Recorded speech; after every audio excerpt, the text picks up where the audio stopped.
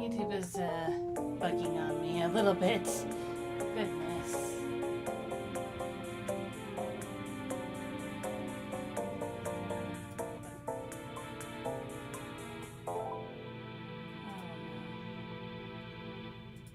Where am I? Apologies for the late start. Not everything wants to cooperate right now, it seems. Hold on. Let me get back to where I need to. This is what I get for attempting to do a dual stream for the first time in a long time.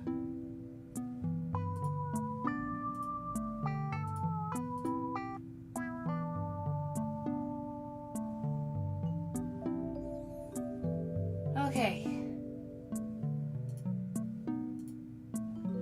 I think I finally have things in order. Goodness.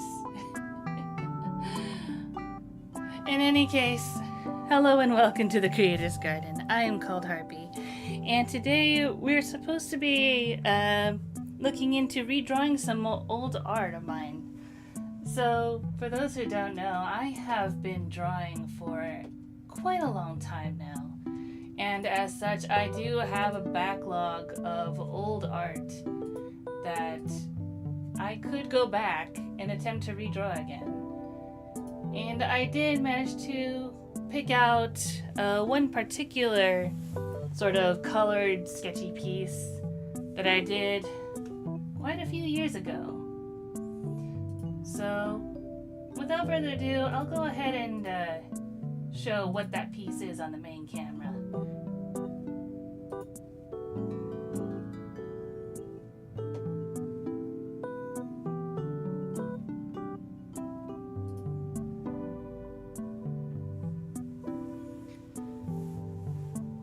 Okay, I'm not sure if doing a dual stream was such a good idea anymore, but in any case, so this is the piece that I was thinking of doing. So for those who don't know, I'm the creator of a webcomic called the Snapdragon Club series, and these are actually characters from that series. Well, one of them is. The other is yet to be introduced in the comics proper. But in any case, the character on the left is Orin Kingsley. She is a detective who has some medical issues. And then on the right is, I believe his latest iteration is named Quan. And he's essentially a monkey mailman. But unfortunately, I have not thought of any proper way to include him in any story, so he's just sort of been a background character that I have not even drawn in the comics yet, but I keep thinking I want to add him. But who knows, maybe some other time.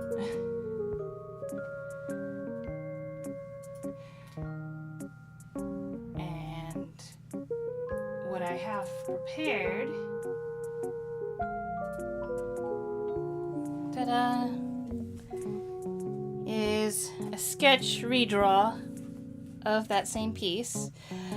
Already there are a couple of differences from the piece that I just showed. First of all, I think the way I drew it now, I kind of like switched up what the point of view of the camera is a bit, the perspective. And I've also did an update to their design, since I did update their designs and what they looked like since I originally drew that. What was that, 2017? So yeah, 2017. So that piece from the date of this stream is essentially roughly like 9 years old by this point. And you guys can let me know in the comments or in chat whether or not you think I have improved in those 9 years.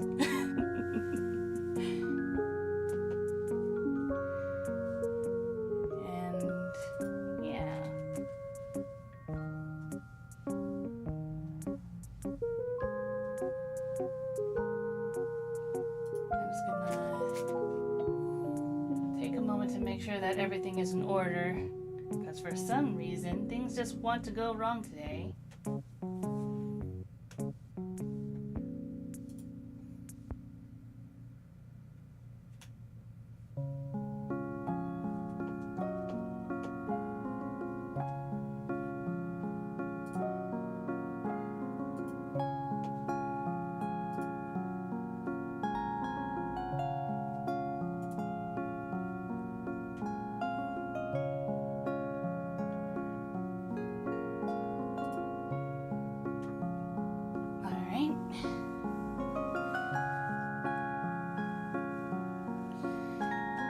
And I apologize if you managed to catch the stream on the vertical front, but I'll be honest, my setup was more intended for the, more TV screen size, or, more horizontal framing rather than vertical. We got a vote in the poll for Maid Cafe outfit, so we're changing. Boop. Ta-da, that is the Maid Cafe outfit.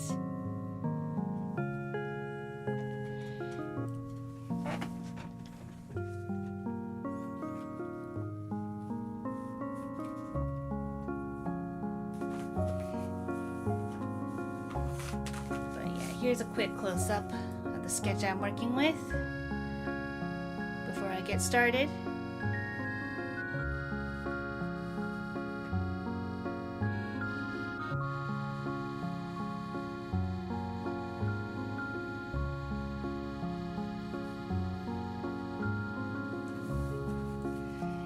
And I'm also planning to add like a number of more like background elements, since I have solidified the look of the city of St. Flora also, since I originally made this that piece.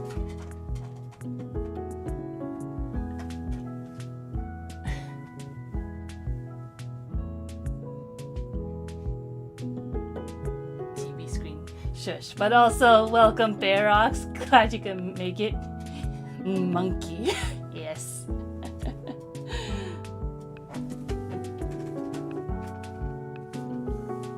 So I did the monkey mailman was like inspired by Sun Wukong just a little bit, but again, I haven't had any proper place to put him in story-wise, so that's why he has not appeared in the comics proper.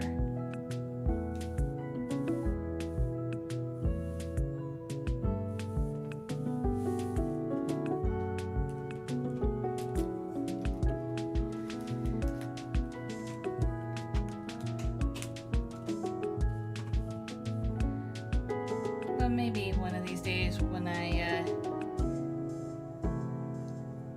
go back to focusing on St. Flora, I might try to put him in the background, sneak him in there.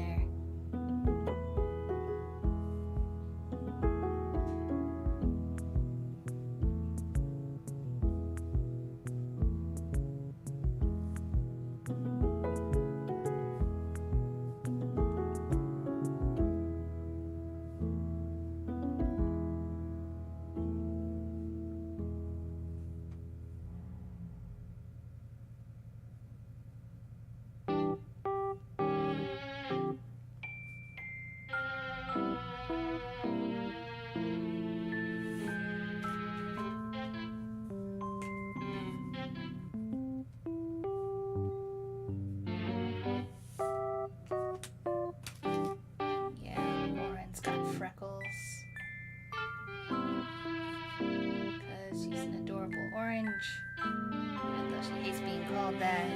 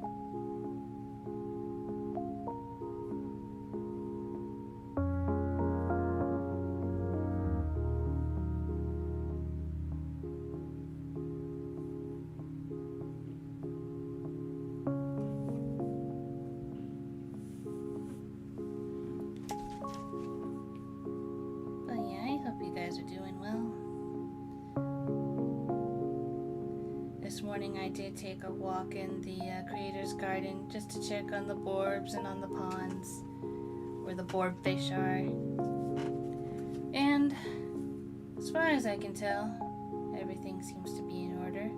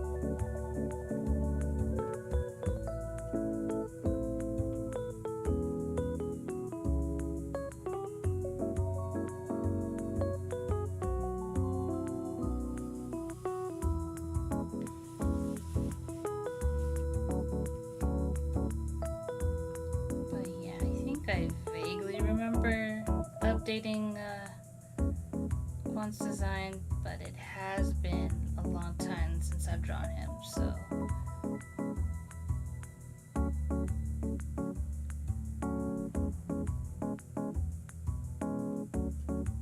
a little hard to say.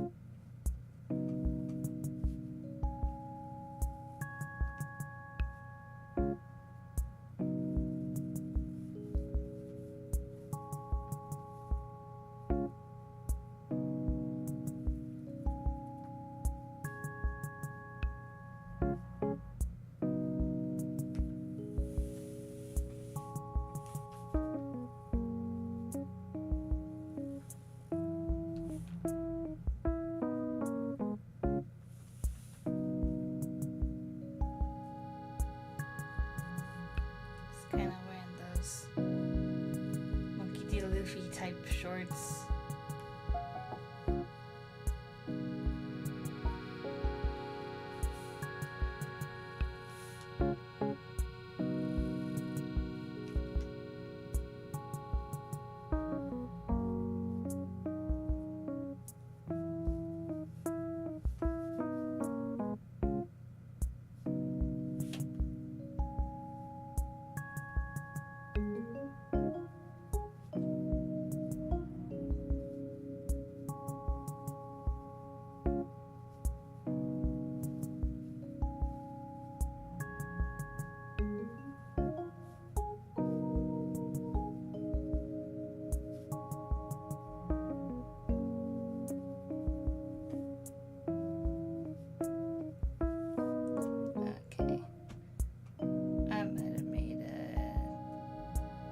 Interesting decision.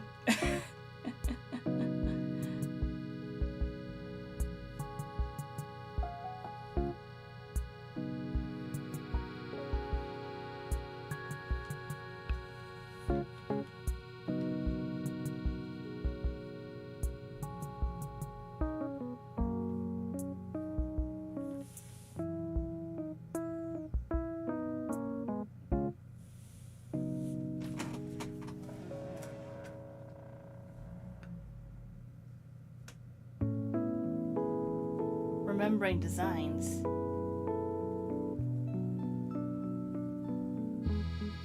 I'm not sure what you're speaking in reference to. I'm sorry.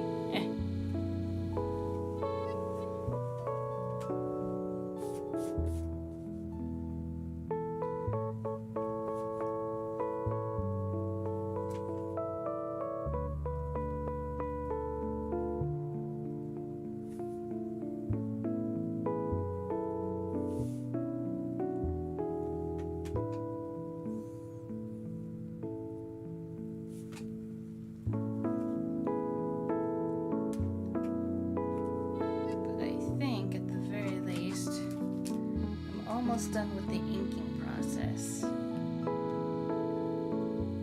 which means that I can be that much closer to coloring.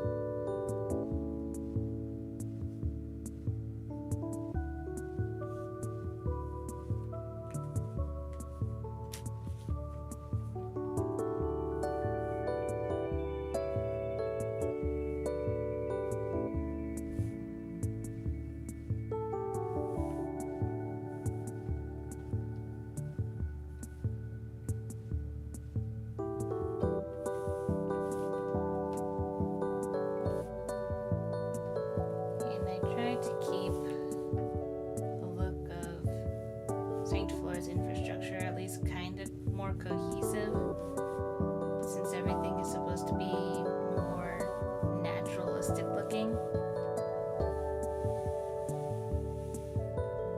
and look like they were kind of grown from magical plants that kind of formed them this way.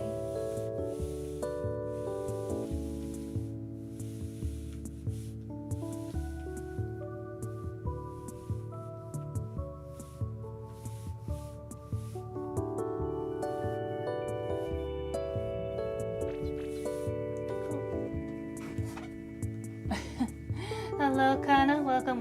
Glad you could make it. Don't worry about it. And thank you for the head pats and the hydrate. Hope you're doing well.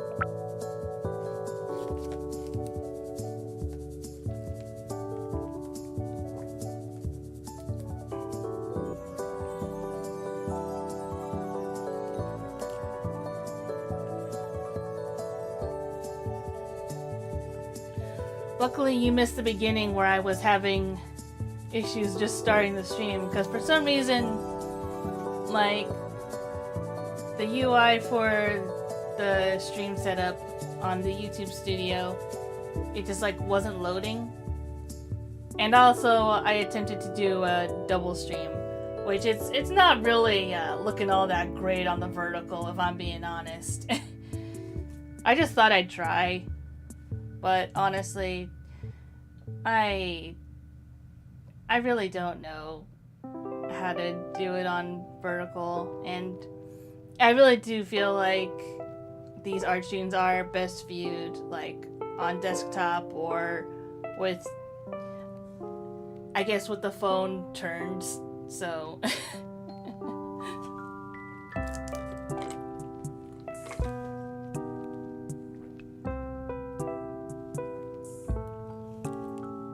I see.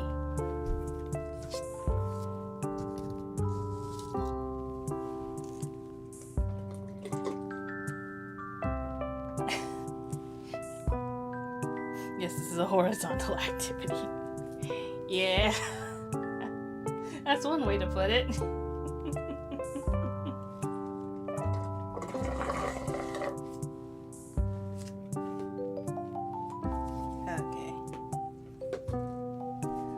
Well, that's that milk tea all gone.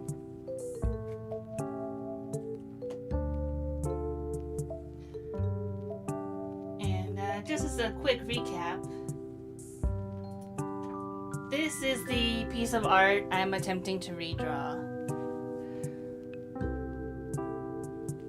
So as you can see, it is almost 9 years old.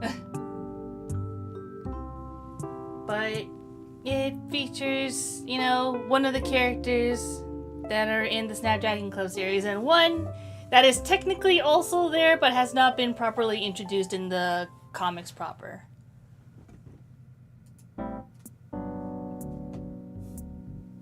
It's cute. Yeah, I'm glad you think so.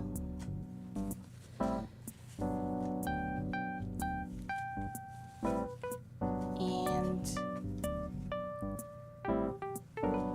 if you too think that Orin Kingsley is cute, you can get a sticker version of her in the Ko-fi shop.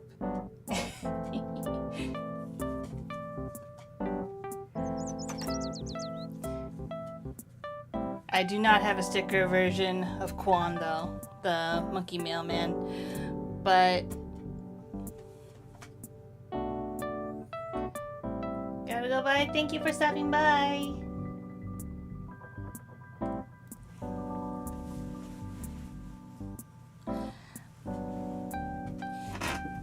But yeah, all the major characters of the Snapdragon Club series, they all have stickers.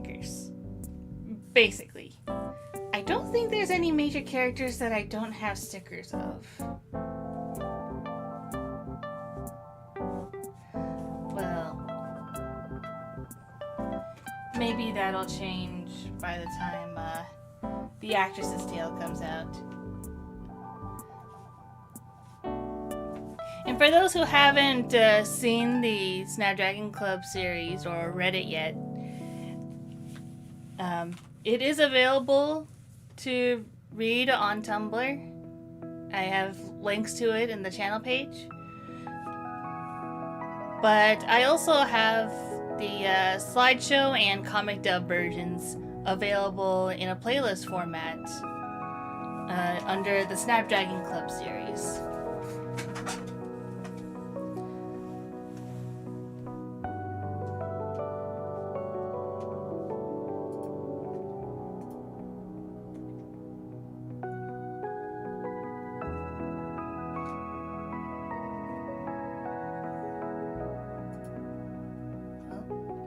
Cafe is still the majority vote so far. We'll see if that changes.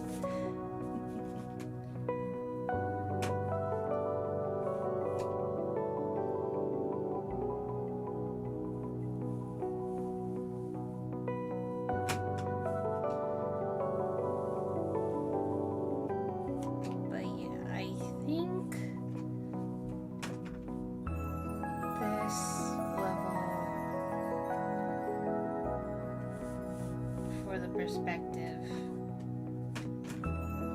kind of fits. And also I plan to do a little bit of background work here to show a couple more buildings in the back.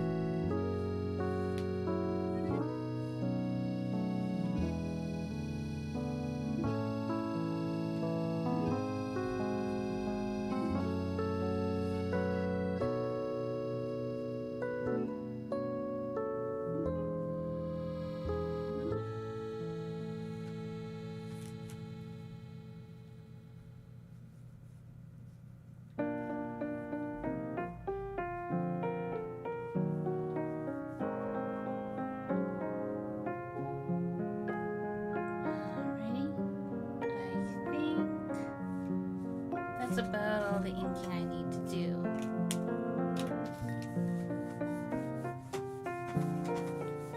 So I'm gonna remove as much of the sketch lines as I possibly can, and then I'll get into coloring.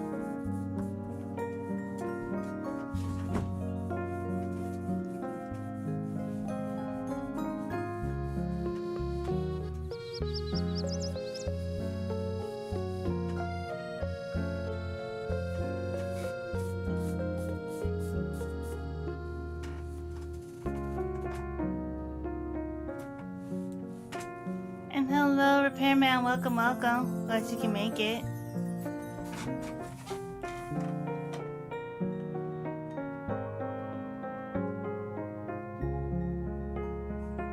Maybe don't shove until you're less than a story up, Oren. Yeah. She's a bit of a firecracker. She's gonna shout at him. This is not the first time that he's been all mischievous with her. Even though I haven't introduced him in the comic proper, I would like to think that as mischievous as Quan is, he would understand that, hey, she's kind of got a condition. She can't get overstimulated or else, you know, she is gonna have issues. So he pushes her buttons, but usually he tries to be careful not to push her too much of a degree. He just wants to be playful.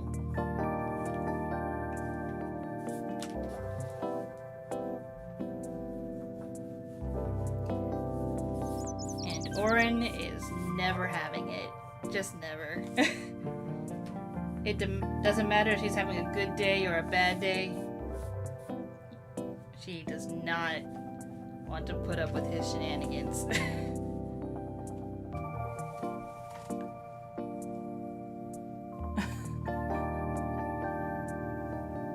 Hello. Yeah, I hope you're doing well. I've already done my plug for the Snapdragon Club series, so in a similar vein of other comics you should check out, there is also Dungeon Smalls.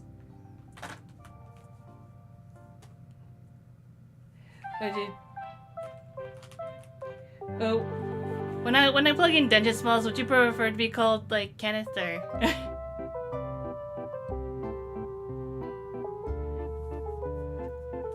Because I believe you have like your actual like moniker on there. Doesn't matter at this point, but thank you.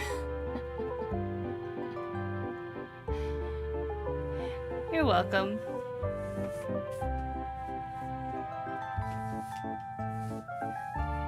I mean, I don't think it matters. I just want people to be able to find you is all. I'm not sure how easily they'd be able to find it if they like searched up Mr. Repairman, you know?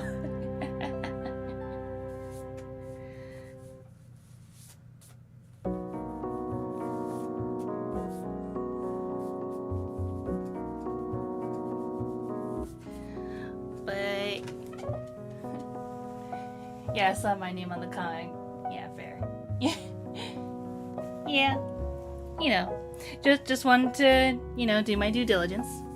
But yeah, just as a quick recap, this is the piece we're doing a redraw of.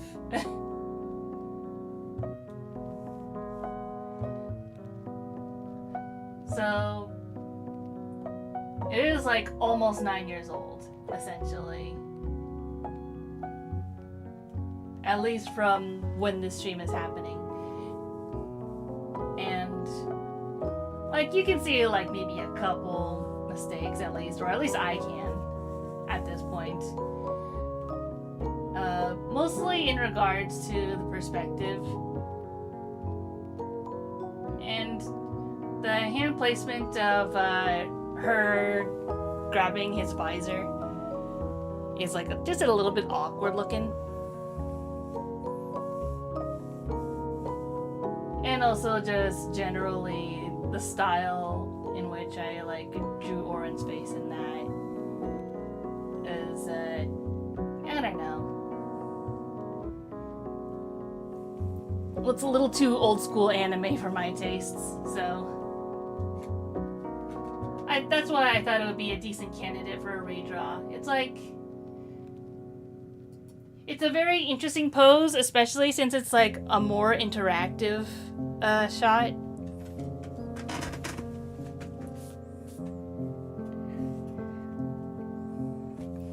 But yeah, so basically, if that scene happened in the comic proper, this is more closely to what it would look like today.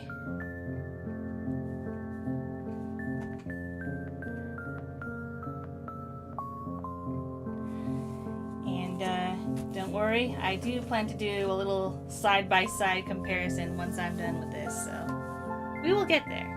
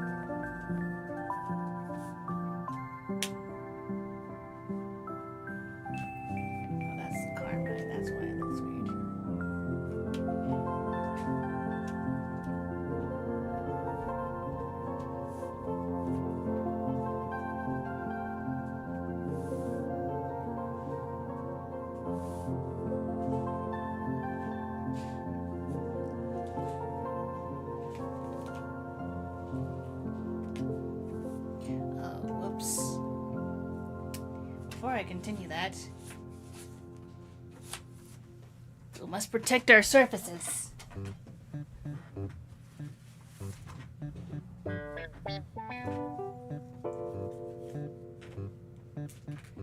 You still like the old, but the revamp looks great? Yay! Thank you.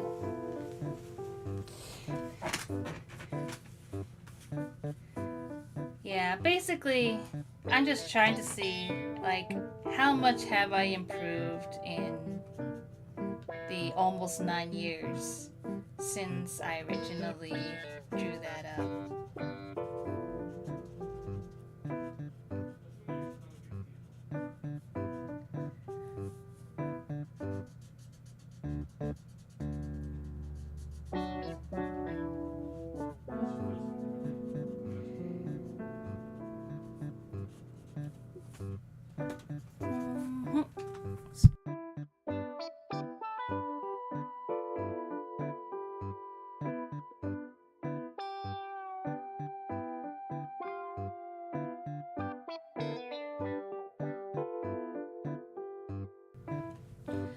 Oops, sorry about that.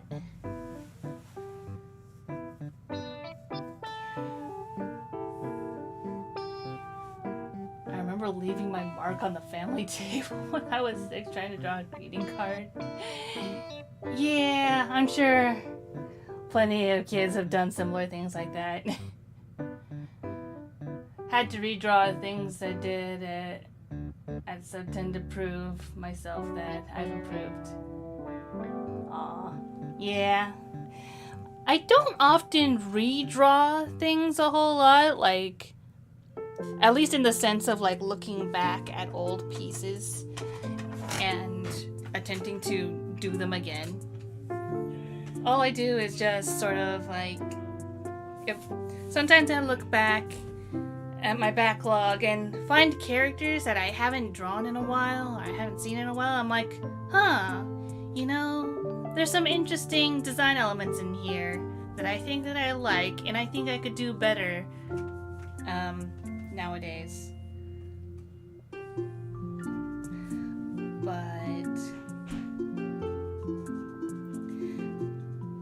yeah, usually I never try to like do this just because I feel like retreading the same old ground is a little bit tedious sometimes. But that's why I really had to like pick and choose which ones I thought were interesting enough for a second go around. Let's see.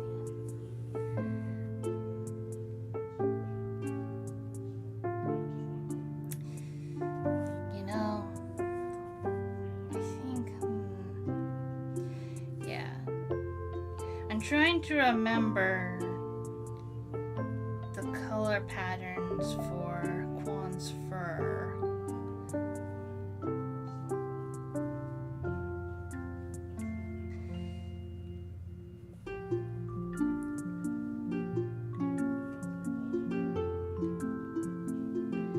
Oh, jeez. Kinda got into a couple places I didn't want it to, but I'll live.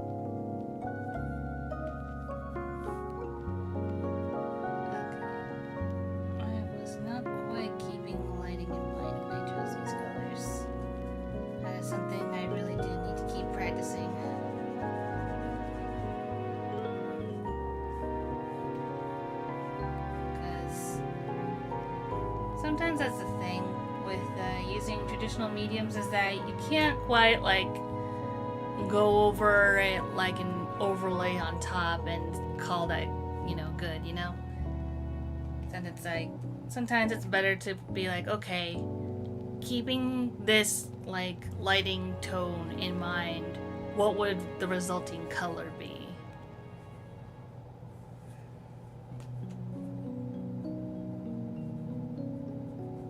But I think luckily, since this is going to be like a daytime thing, having the colors be this warm kind of works to my advantage.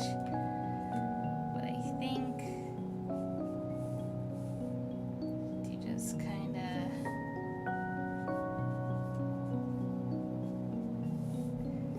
keep in mind where everything is.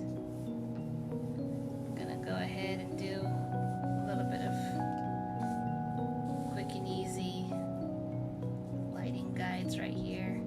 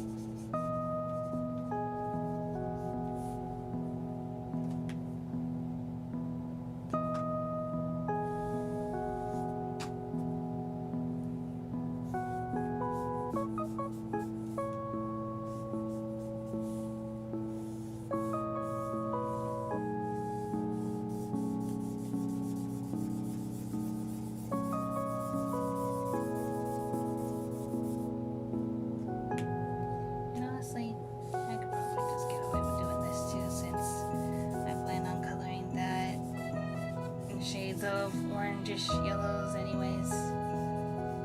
Orangish yellows, browns.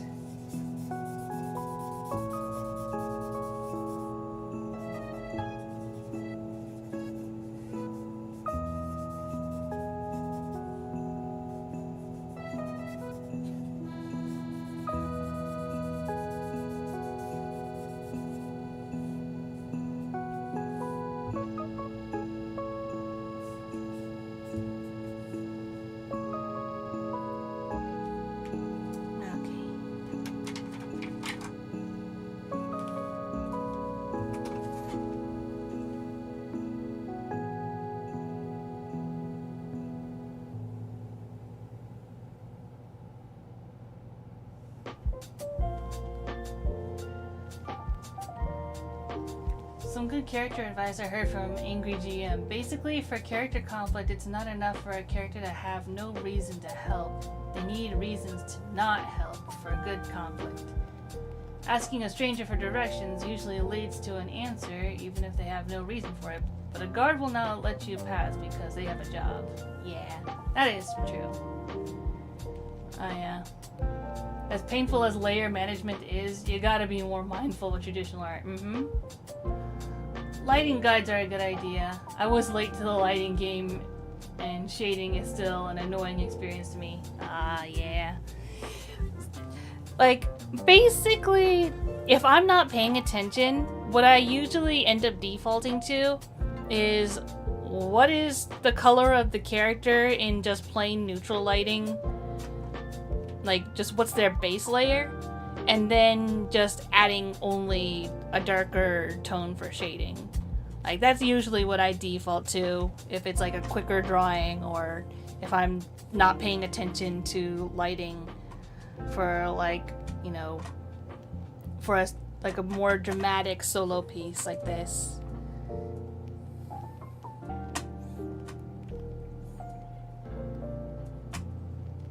But yeah, like, not every piece needs to have rendering. Because, you know, sometimes it also depends on the type of mood you're going for.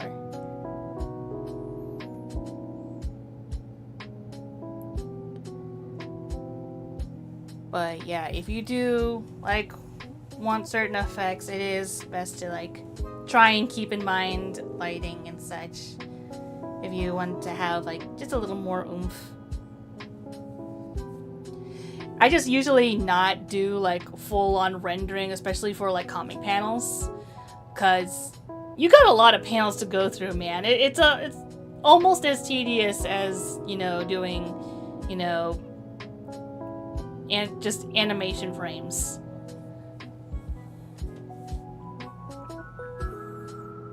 Like, animation frames, of course, is always more so, but it's like, you gotta prioritize. And in my case for the comics, it's like I always have to prioritize, does the panel at least read, you know, clearly what the action is going on, and, you know, what information the reader needs to know for the story to continue to make sense.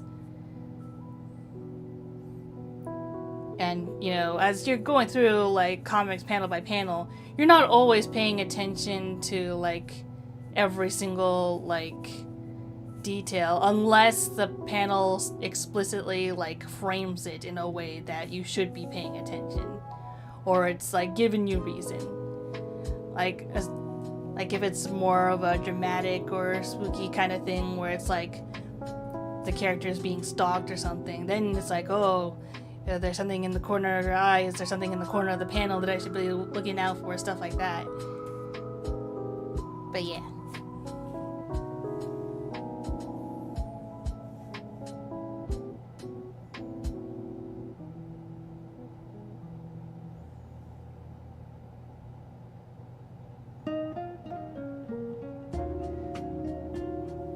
How will Wukong react to any banana-related jokes? Yeah.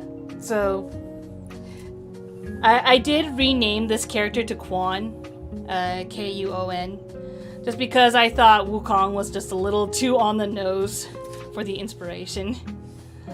But Quan would love them. Monkey banana-related jokes.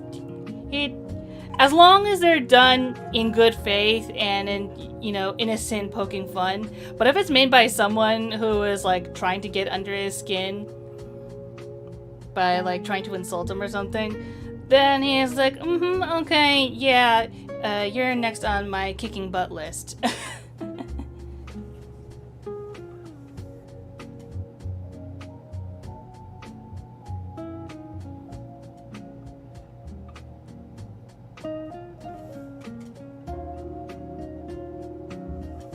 Found that layered lighting like old PC games still looks marvelous. Oh yeah.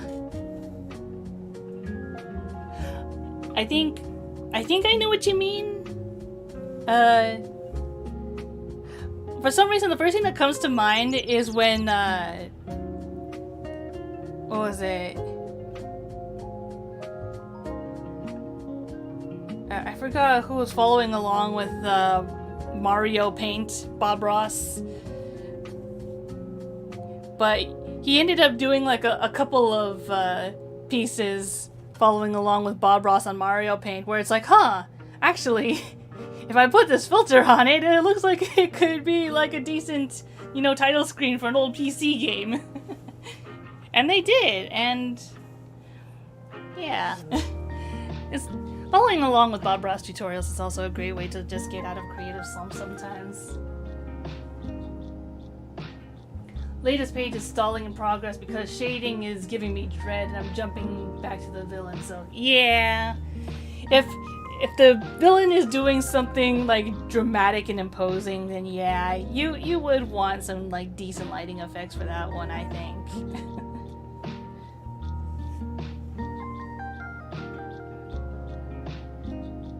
Orin, meanwhile, sounds like she doesn't threaten with a kick butt list. She just has a little list, yeah. Yeah, Vine Sauce, yeah. Vine Sauce Joel, yeah, that's the one. And the fact is, yeah, Bob Ross newest stuff. Exactly. It's because he had the technique. And that was precisely the point. So long as you have the techniques, it's basically just about any medium is applicable. Which is great. Because then at that point, it's just a matter of knowing your medium.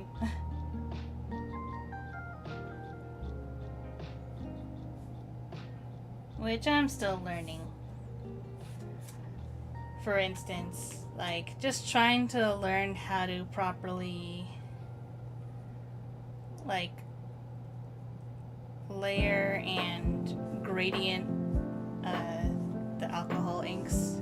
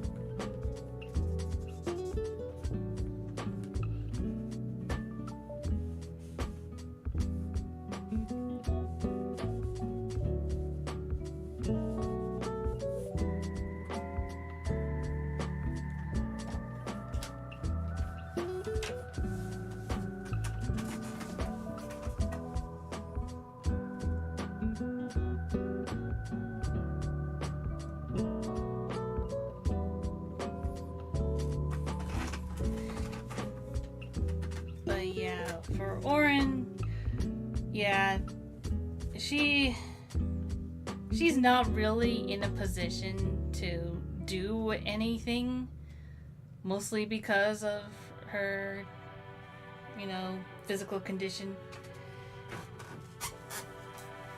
So she just puts it away and is like, I hope one day you get yours, but she really can't do anything, and that makes her even more upset that she can't really do much or say anything. And when that's the case, it's like, well, how are you supposed to combat that? Well, that's what that other brown one, I was wondering.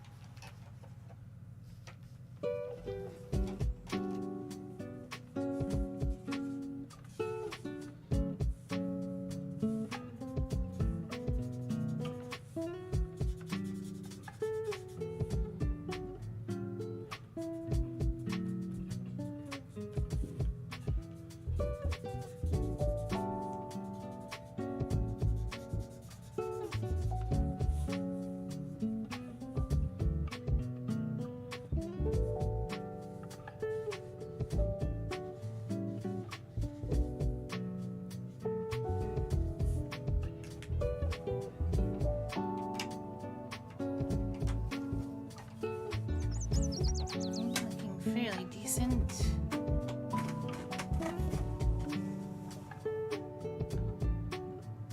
Was considering Brutal being visually impaired in some way. I don't know why that was discarded. Probably something to do with actually detailing her eyes. I guess I suppose that, like, it depends in which way you were thinking, like, visually impaired. Were you thinking like complete blindness, or just like kinda can like see out of one eye, or something like that?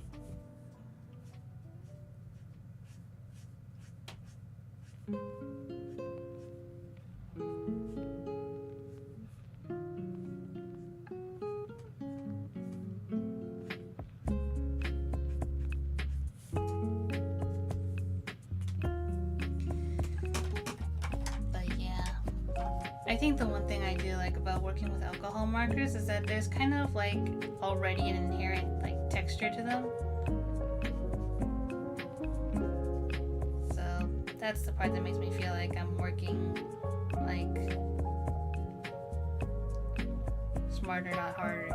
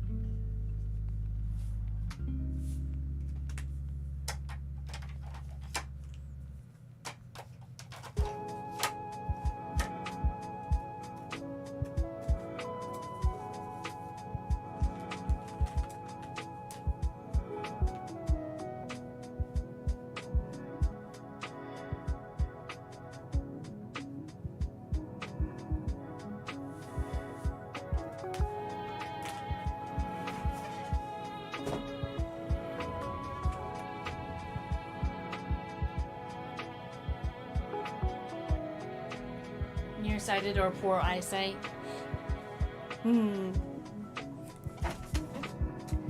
Well, even if she's not that way right now, maybe there's like a character development moment that might warrant her becoming that way. If you choose to go back to it and think it's a good idea, of course.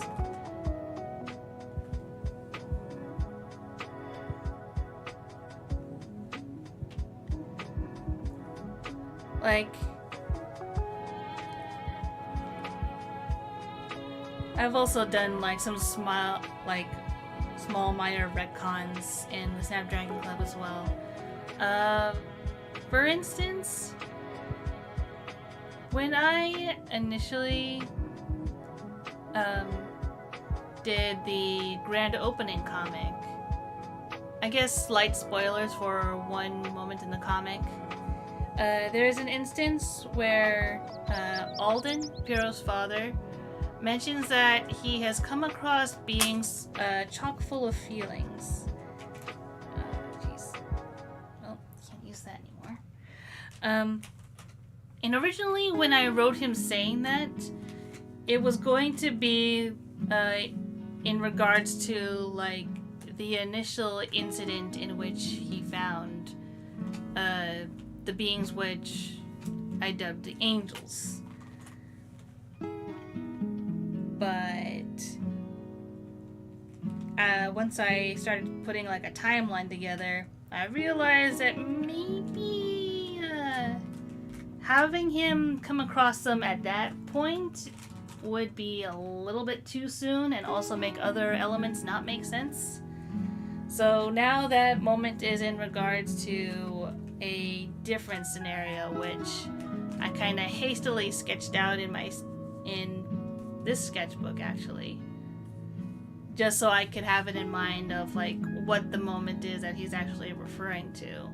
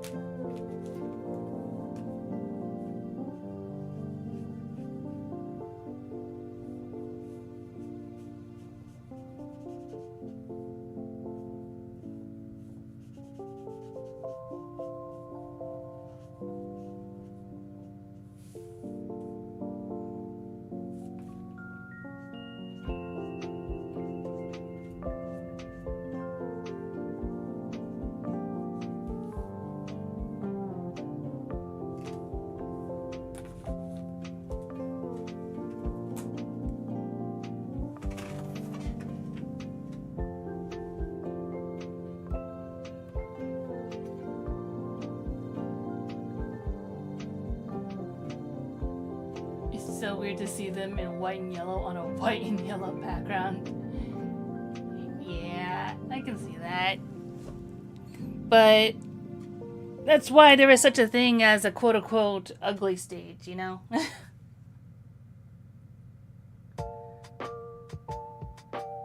I have other traumas lined up, so not sure there's a need right now. Yeah, that's fair.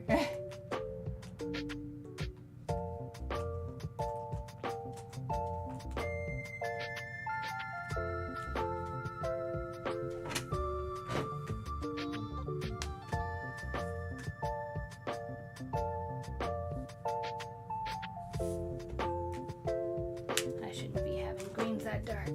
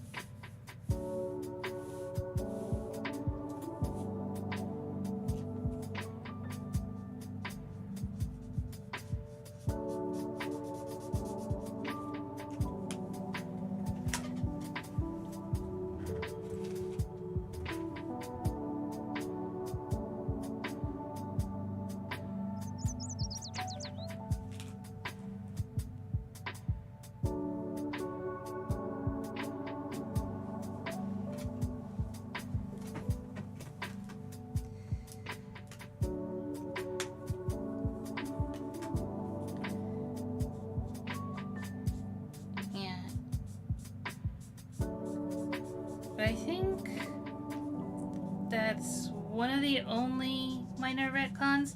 The other one, I guess, is more like a design choice that I hope will like make some things more like understandable and more readable in the long run. Which is the design of the Fae, because the way the Fae are designed currently, they are kind of all over the place, and it can be difficult to tell at a glance who or what may possibly be a Fae or a monster or something like that. The demons, I feel like, generally at least have a decent color scheme going on. You can generally tell if they're a demon or not once, you know, more demons get established.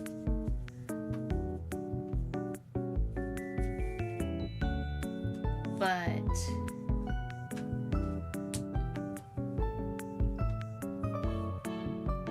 like, I have a number of Fae here I can show off. There's Shade. There's Forest Guardian, there's Farmhand, who's the resident Fae of St. Flora, and of course, the ever-favorite Dolly, and Dreamwalker, and Ruby Merchant. So, those are all Fae. And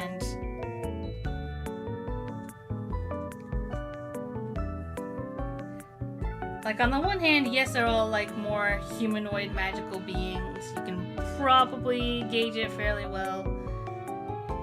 But I feel like, in general, I do need to have, like, a little bit more cohesion with them, so for the most part, they're all going to have fairy wings.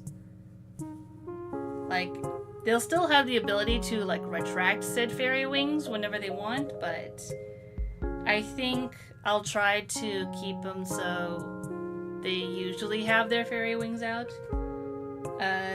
The only one I think who will be an exception would be Ruby Merchant, because he has reasons to, like, keep himself hidden and such. He's got a tragic little backstory. But everyone else, I think, I'm going to try and keep in mind to have their wings out as often as possible. Like, yes, it's more work for me, but it's also going to hopefully be slightly more, like, understandable to the reader that, yes, these are fae.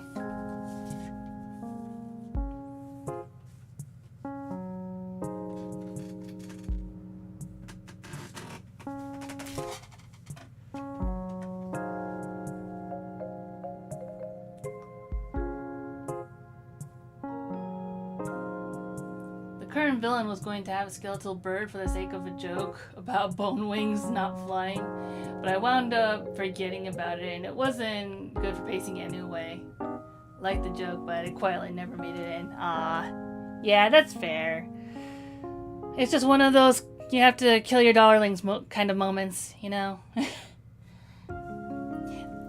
It's kind of like, even with Hunter's Tale, the original way I was going to start the comic was that Crystal wasn't going to, like, show up or, like, already be there with her hunting squad. She was going to be there by herself, and she was going to be moving to Versailles just to, like, start a new life or whatever. And she was going to be accidentally moved into Dolly's house, and they were just going to be accidental roommates. Like, that was a setup just because I thought, oh, that would be, like, funny, and all sorts of hijinks could ensue from that. But yeah, when it came to, like, okay, but how do I get from point A to point B in terms of, like, the monster then showing up and, you know, all the consequent events that happen later, it's like, well, it's starting to feel a little bit more and more and more contrived as I went along, so it's like, alright, I think I might need to restart and just try this over again, and that's what I did.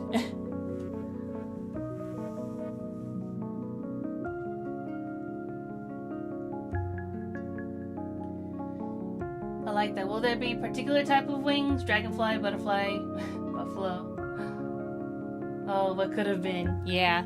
And actually, generally speaking, I think the wings are, like, if they're not, like, generic butterfly or dragonfly wings, then they would be wings based on, like, what they're the fae of. I actually drew them once before. Here, let me see if I can find...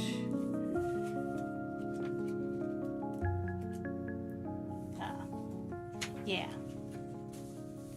So, for instance, Dolly's wings are already, like, generic fairy type wings, but that's because she's already, like, generic fairy looking to begin with. She's small, she's cute, and even though you can't always see them, she does have, like, the little elf ears behind her hair. But Farmhand, I've never drawn with wings in the comic, I don't think. So I'm just giving them, like, little leaf wings just to go along with the rest of them. And Dreamwalker's wings are actually, like, giant versions of his dream shards. So that's what they are. And Shade, I've drawn him with his wings before in the comic, so that's already been established. They just look like giant shadows with eyes.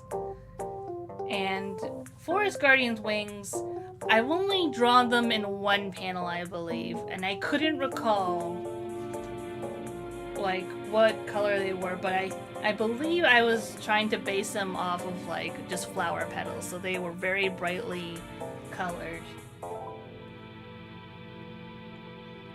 And I never drew Forest Guardian with elf ears in the comic, so here she is with them, just because I really do think that elf ears add something. The only reason I haven't added elf ears to Farmhand is because I think it ruins the whole cherry head silhouette that I was going for, so Farmhand is an exception to that, but Farmhand is an exception for a lot of things, like with the floating hands.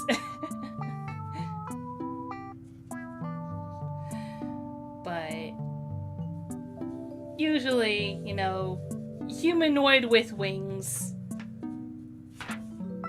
basically is going to be the code for Fae, is what I'm going to try and go for. And where applicable, elf ears.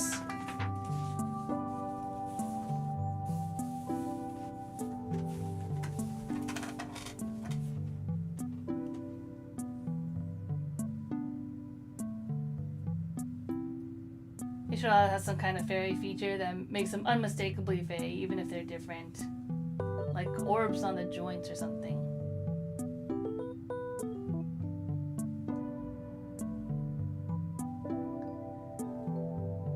While still developing, I had one gag I want to inflict on an unsuspecting D&D group. A letter from a child asking for help from a dragon. It's not a misspelling. Oh, try the bullet breath. Oh no!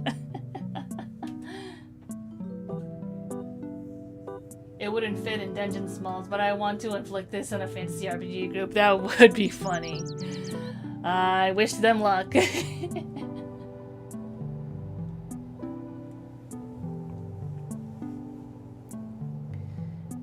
as fun as a dragon sounds, I certainly wouldn't implement it in Sanctus, just because I have trouble drawing guns as it is. Just like drawing a single pistol of any sort is already a hassle. I couldn't imagine making any sort of gun-themed enemy.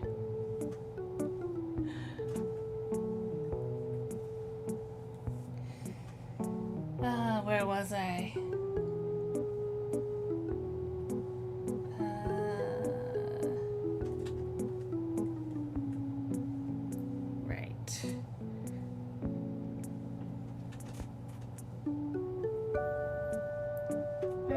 The horizon green I was using right here. I think that might actually be a good one, because her shirt is like supposed to be a light blue, but with the yellow lighting, hopefully this can read as such.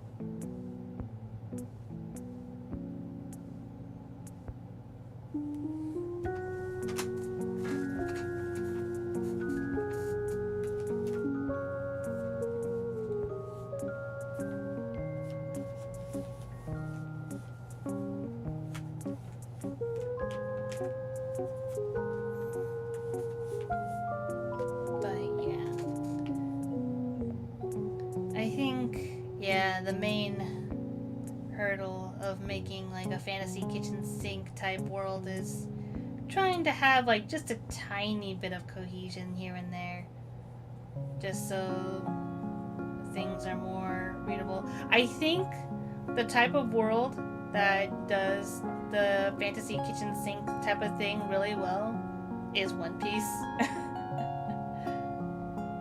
Because they got giants, they got cyborgs, but they also have like the devil fruit magic system.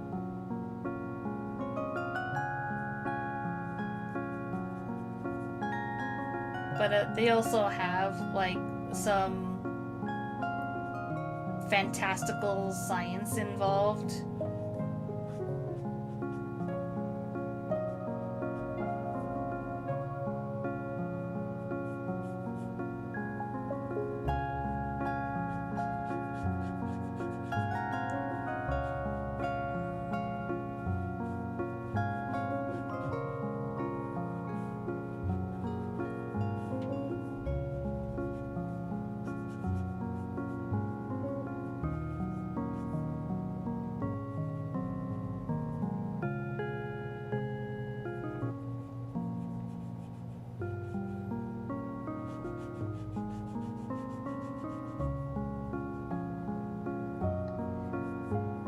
I've been mostly sticking with the fantastical since I kind of separated the genres by continent.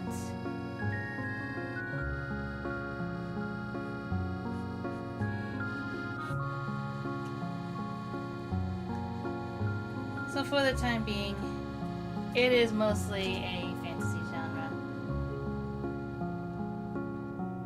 And I think overall the story is also fantasy, like adventure fantasy genre.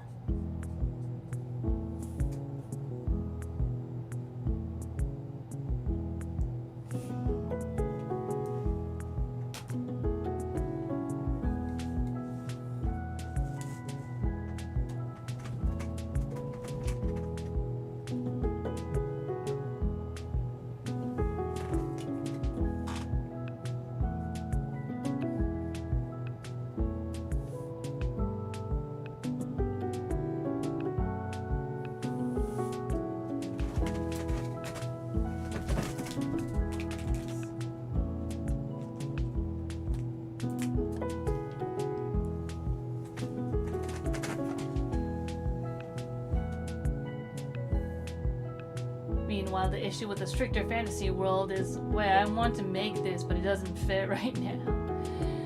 Yeah.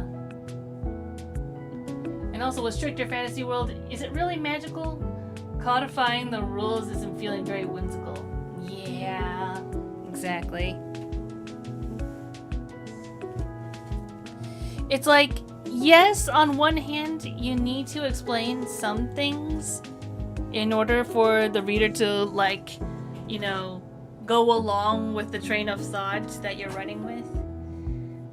But at the same time, it's like, you gotta keep some mystery to it, otherwise then it's just like almost a fantastical science at that point.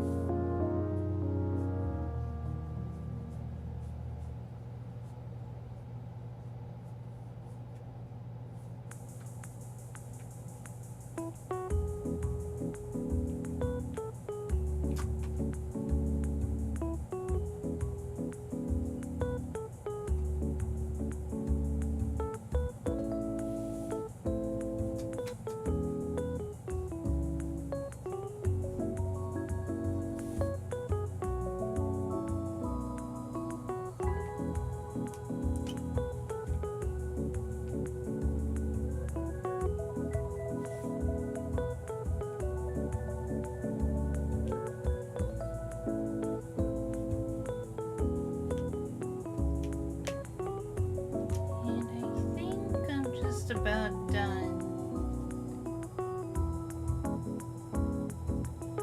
I don't imagine I took very long with the last one either.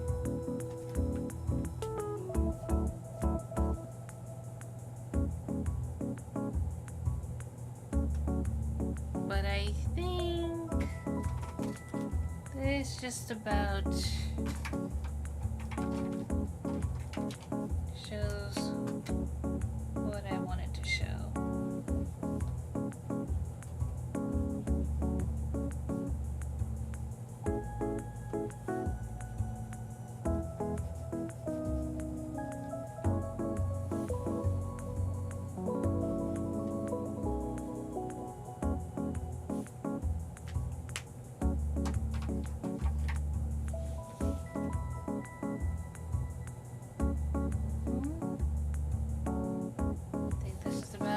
Every inch covered.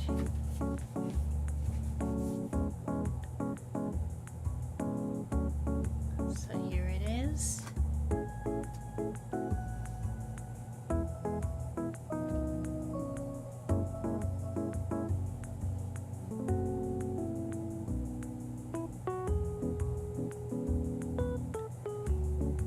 And then I'm gonna try do a bit of a side by side comparison really quick.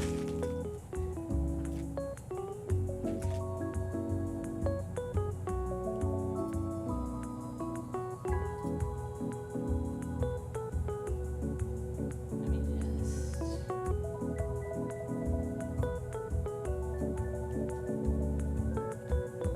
this here.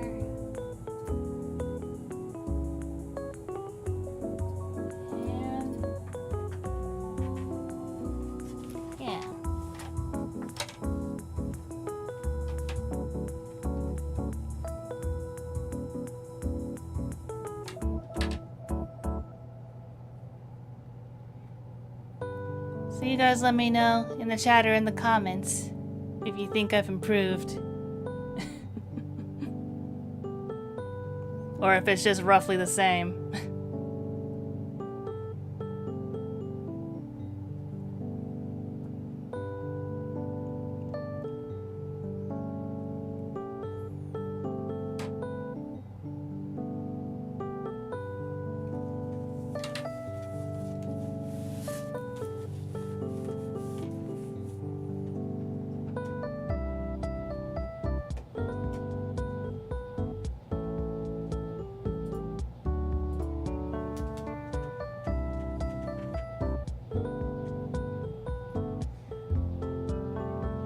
That being said,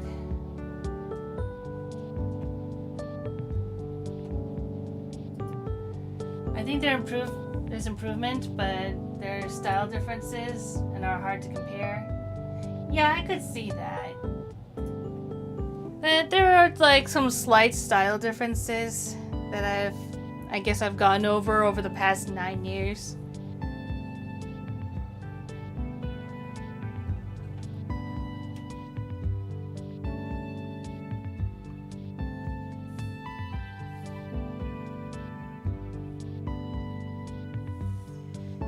But yeah, it was a fun little exercise at the very least.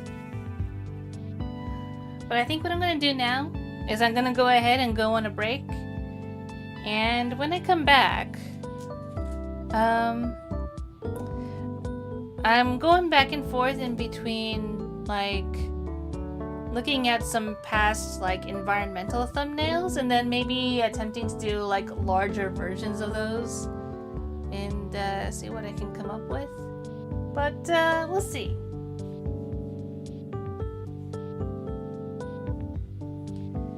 But yeah, with that being said, we're gonna go on a break. Go ahead and get yourself something to drink, hydrate, get some snacks, get some stretches in, and we will be back soon.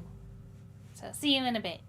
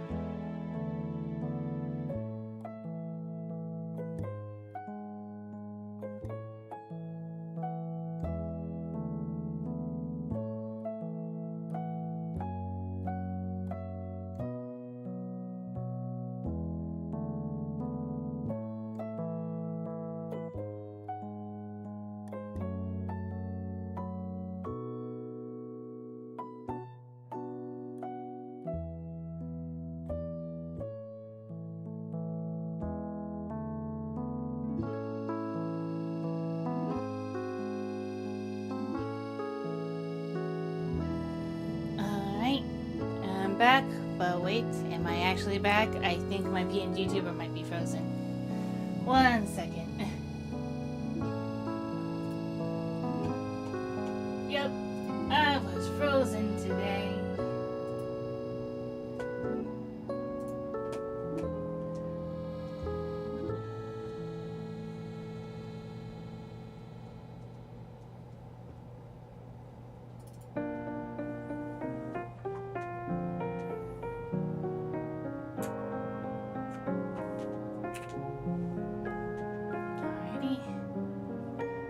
Back in business.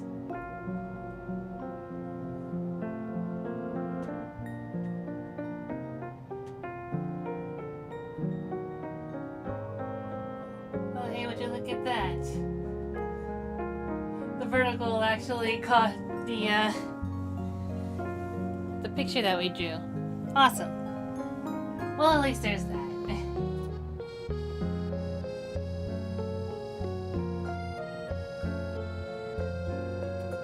But yeah, as we said before, we're gonna try looking at some other old art I did, which were these sort of thumbnail environments that I did.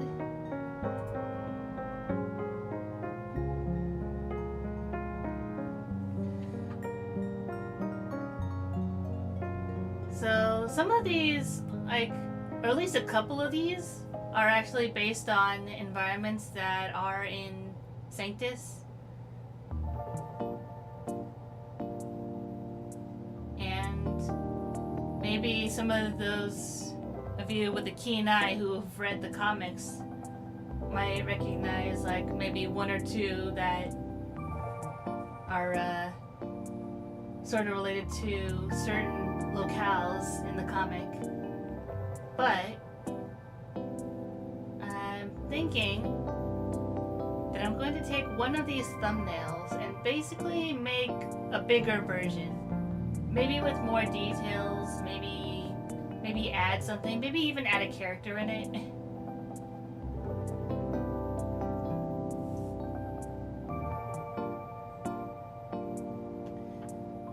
I'm kind of leaning towards maybe the beach one.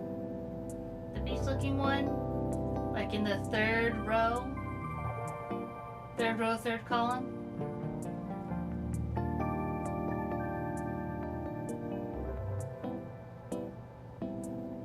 Let's see.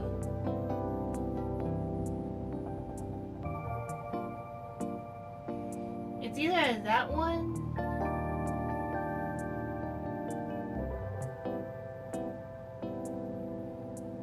or like,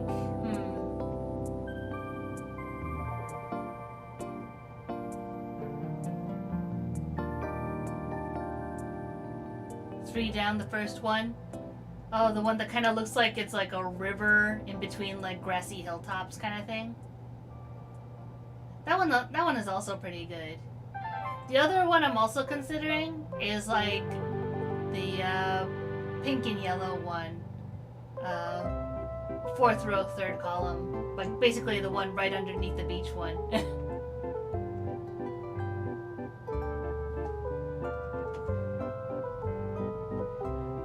And I would put it to a vote, except I'm not sure if we have enough people for that. I feel like if we just did a vote right now, it would just end up in a tie, so...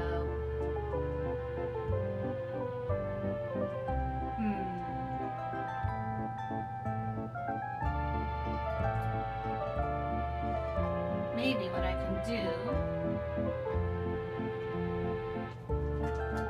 is roll... I'm gonna say I'm gonna roll a d6.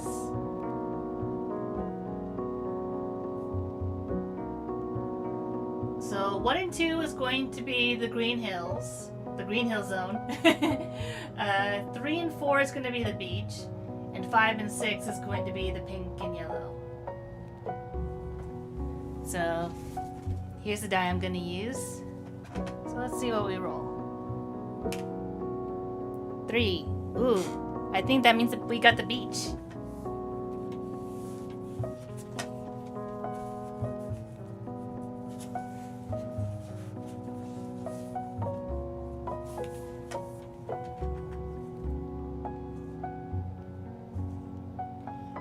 But yeah, don't worry if we don't get into like the other ones during this stream. More likely than not, I will be returning to these and doing more of them.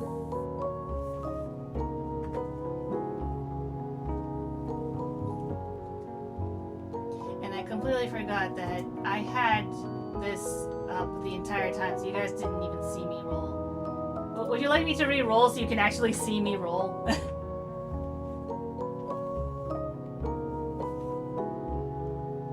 Or is this going to be a trust me bro moment? You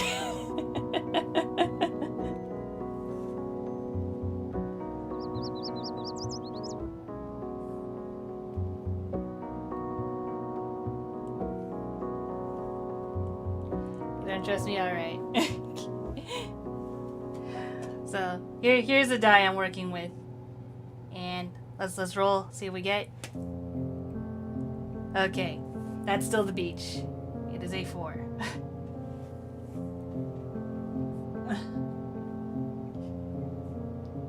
You trust me? Horrible decision, really. I'm kidding. I'm kidding. But I appreciate it. I do. I do.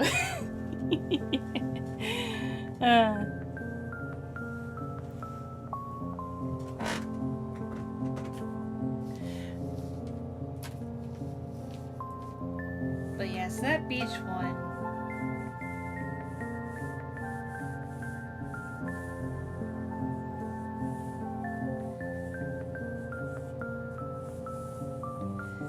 Now I think luckily the little bits of the ink that did accidentally transfer is not too huge of a deal because they are lighter colors.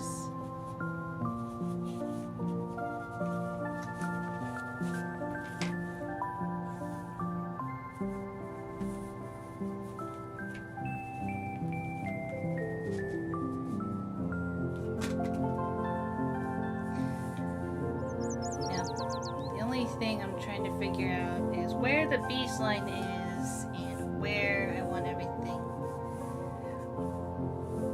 My initial instinct is to put a random cliff over here with maybe some greenery kind of leading up here-ish.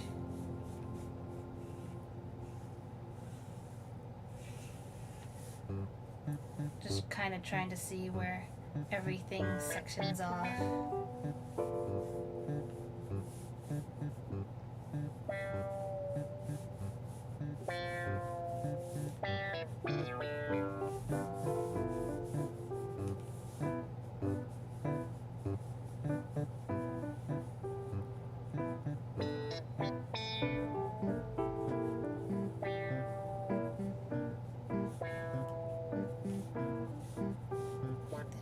Couple dots here for maybe some random seashells I can add later.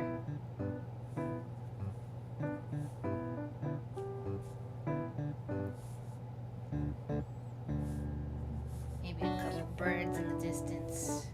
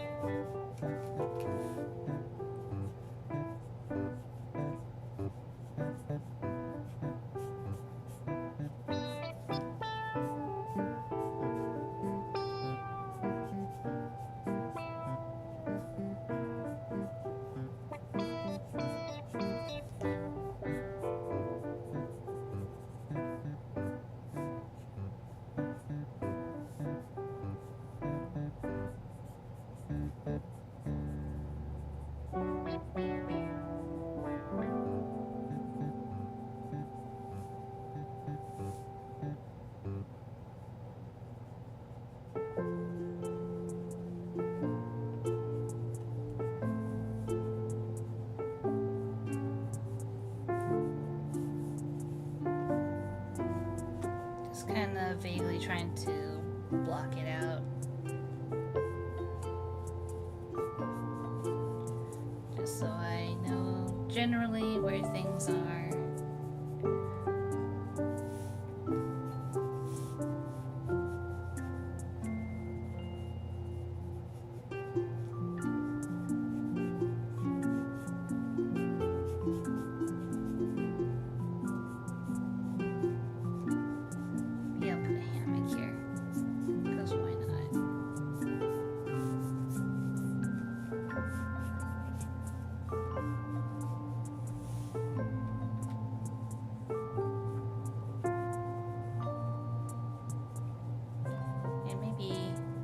bit of bushes just to kind of separate it a little from the actual beach area.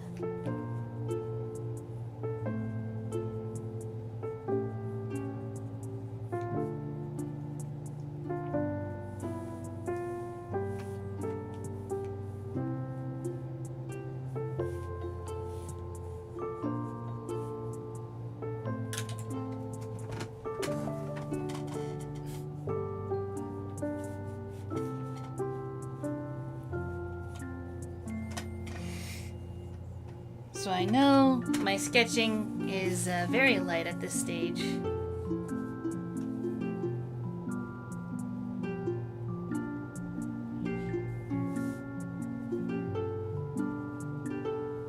But here's generally what I got so far.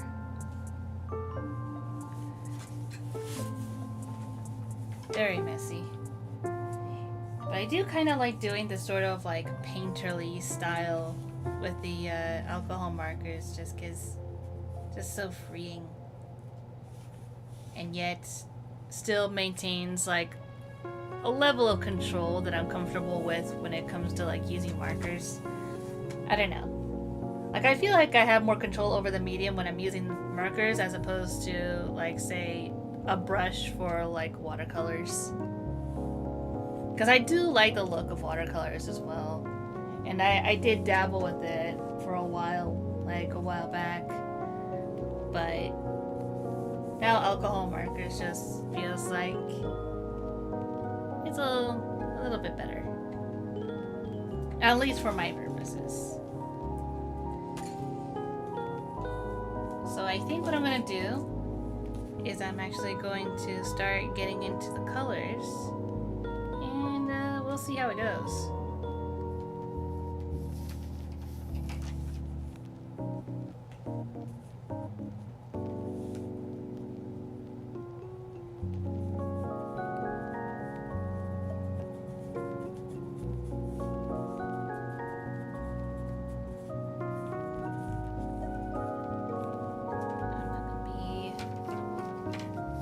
Precious about it.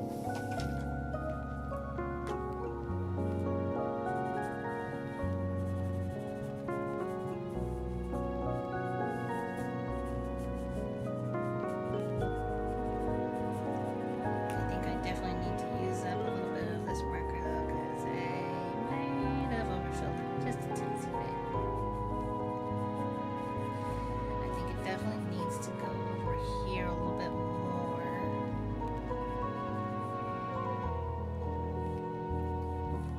It's definitely going to be meeting the sea a little bit more, because that's where the wet sand is. Typically the wet sand is darker.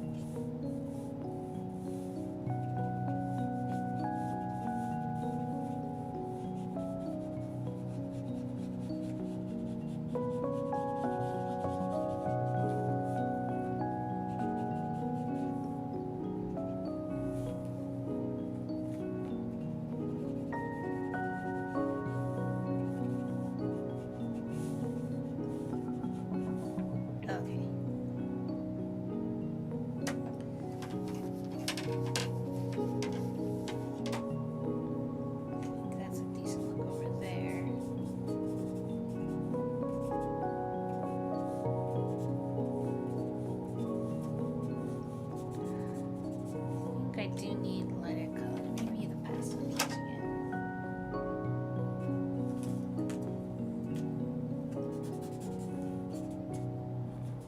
Maybe a little too much.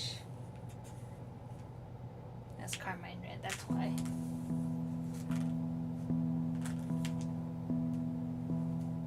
That was the wrong color. No. It's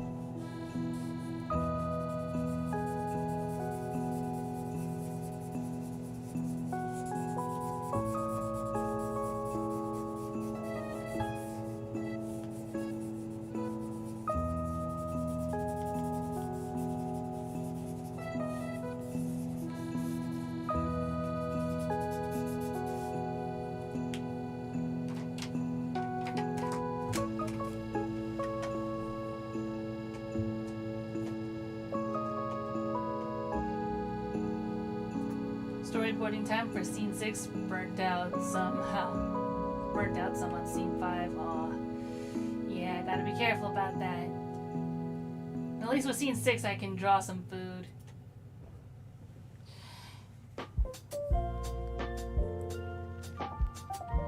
Is like food one of your favorite things to draw? Cause at least for me, when it comes to like my comics, drawing any sort of props, like things that characters are holding or things that are supposed to be like on a table that are important to the story, I'm always losing track of it every single time, just because I'm tired of like just mentally keeping track of where it is.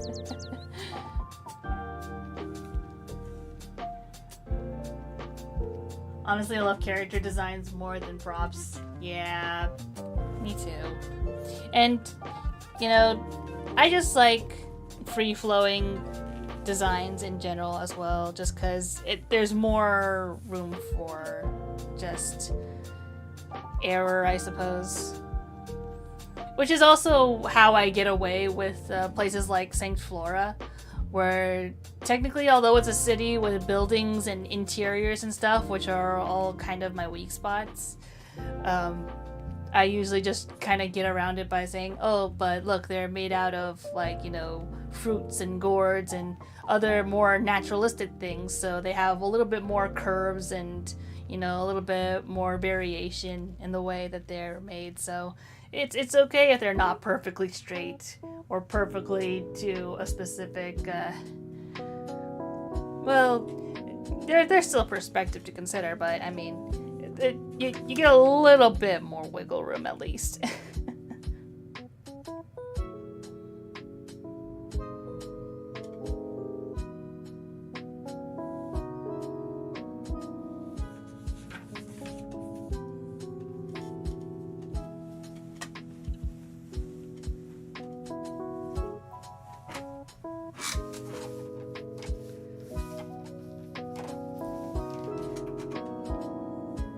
By the way, did you ever get around to drawing your dragon character? Silver, I think?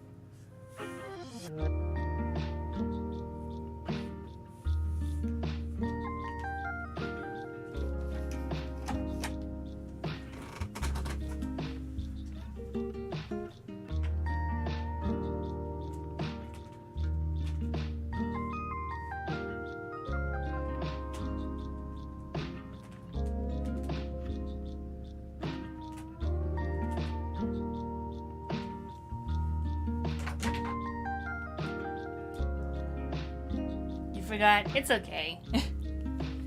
Was just curious. You do you on your own time.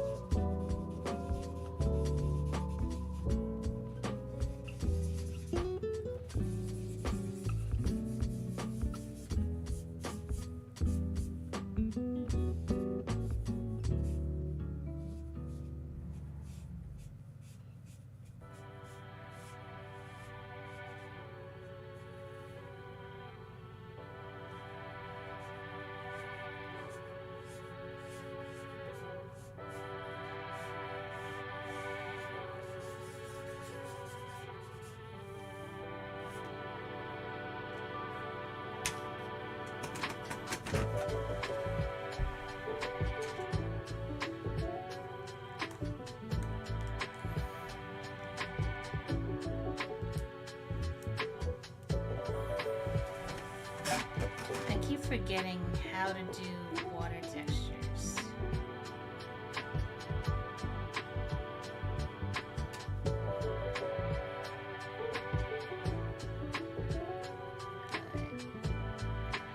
I'll get there eventually.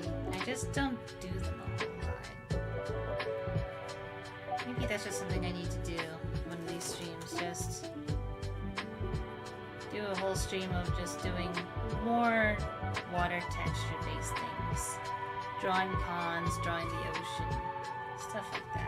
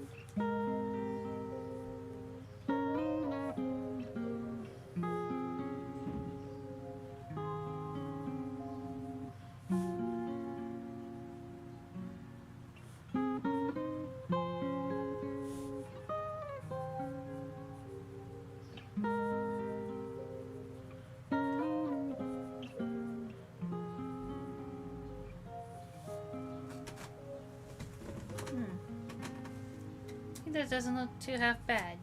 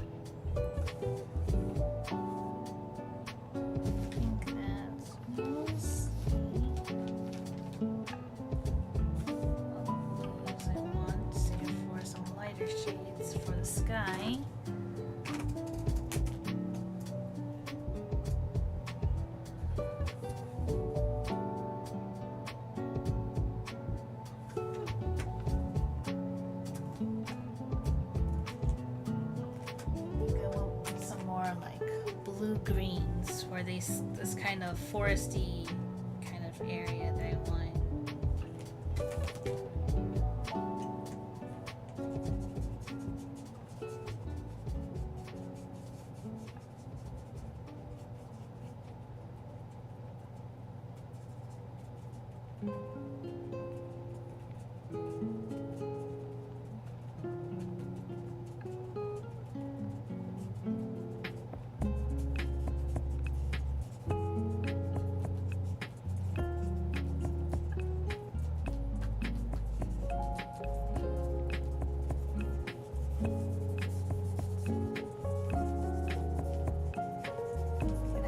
Too concerned with where I put the trees and bushes because I'm thinking the darker colors will cover it all up anyways.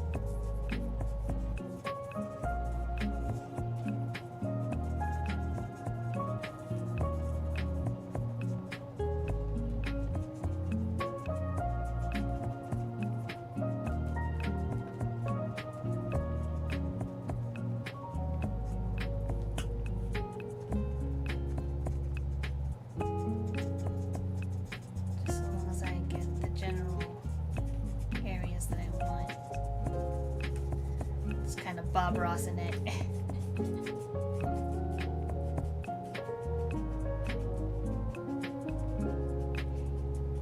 In your world, maybe some grass lives over here.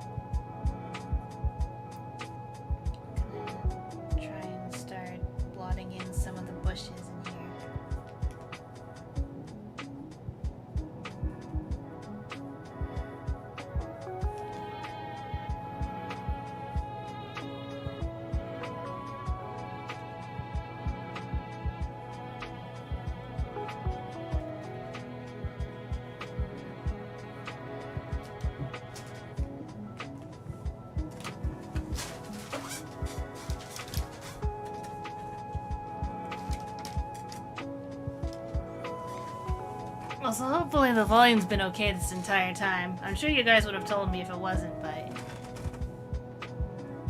As always, let me know.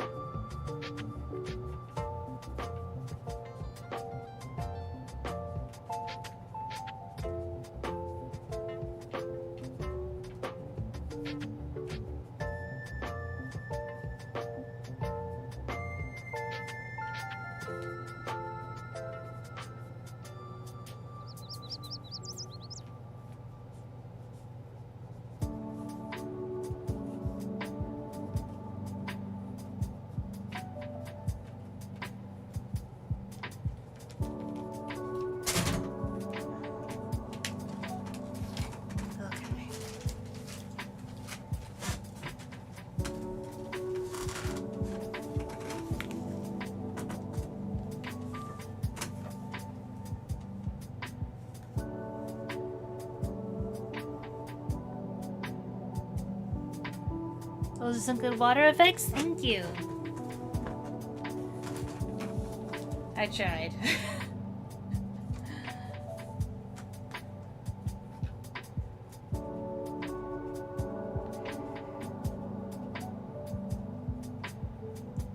Like, I remember watching like a couple of like YouTube tutorials about how other people do water effects. So I took inspiration from those and basically tried to remember how to do it from there. But sometimes the details just kind of get all fucked up and I forget what I'm doing.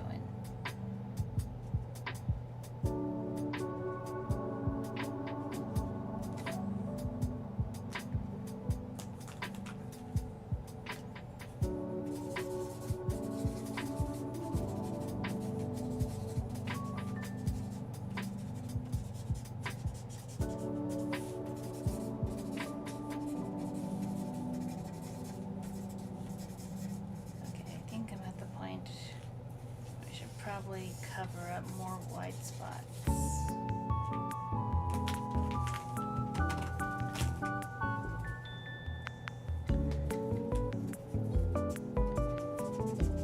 We can have a little bit more vibrant areas in here.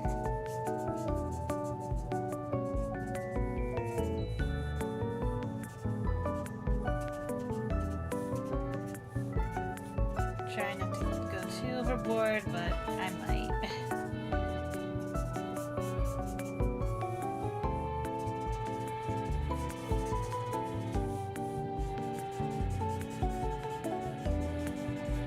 think I especially need to fill in the white spots over here near the edge.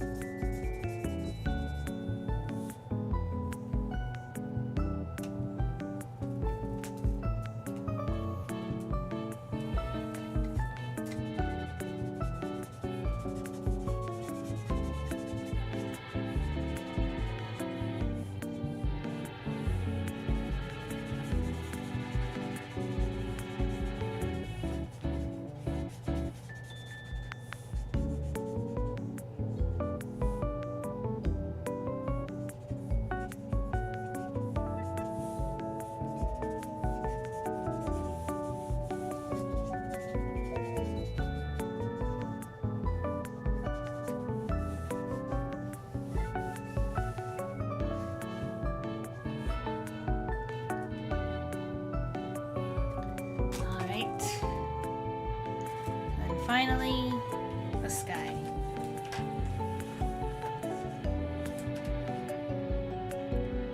Let's try with a little bit of horizon blue right here.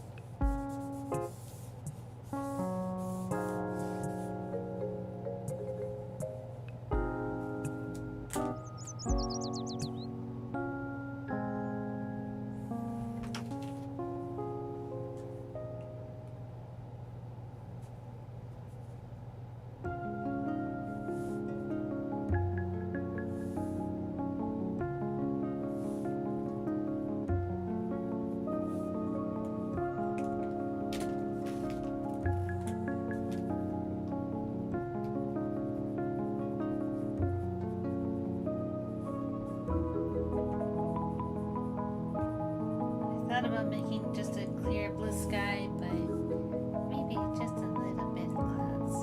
Just a little. As a treat.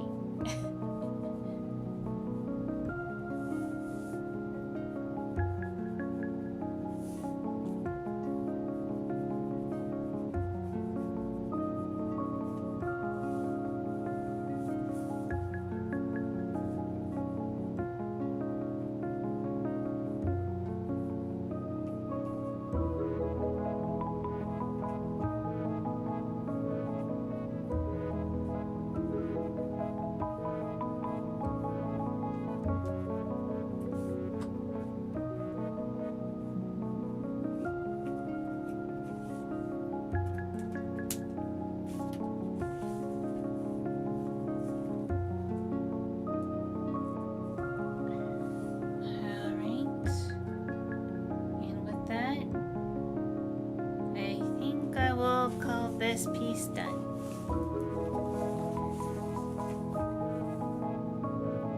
It's been a while since I tried to like just do a drawing that was just like in an environment that wasn't like focused on a character, so this was some good practice.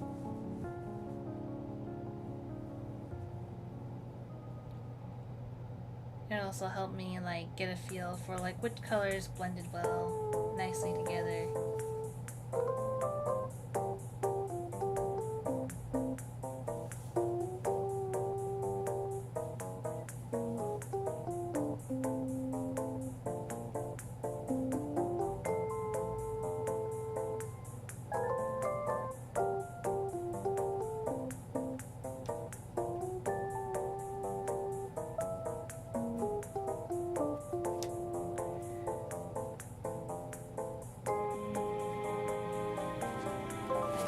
Being said, I think I will call the stream here. So to everyone who was in chat or watching the VOD later on, thank you for joining me today. It was a lot of fun going down memory lane and seeing how far I've come as an artist.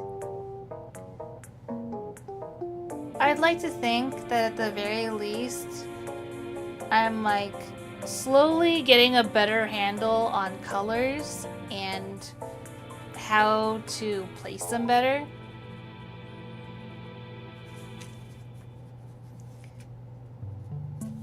But I guess I'll let you guys be the judge of how much you think I've improved.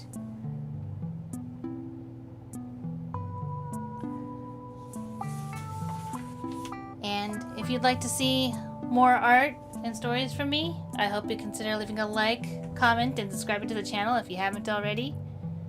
And if you have, thank you very much.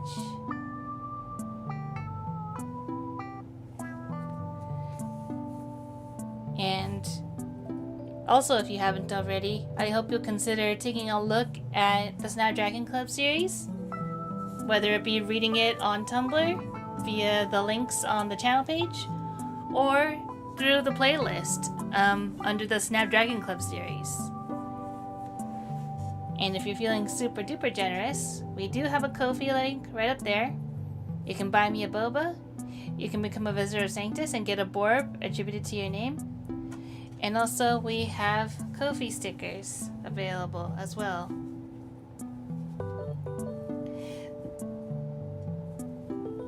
And I believe once you're dubbed a supporter, like I think $6, I think, then you should, or something like that, then you should be able to be access the supporter only posts. It's either like $6 if you buy from the Ko-fi shop, or like it might be smaller if you just straight up do the buy me a boba option, but it's been a while. But Ko-fi supporters get access to posts which are access to like the pages in advance. Right now we're currently doing access to the Actress's Tale pages.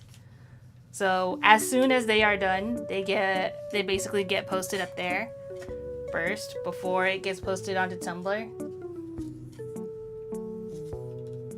But also you get access to the Sanctus pilot, which is the very first comic I've done in the world of Sanctus, in which I attempt to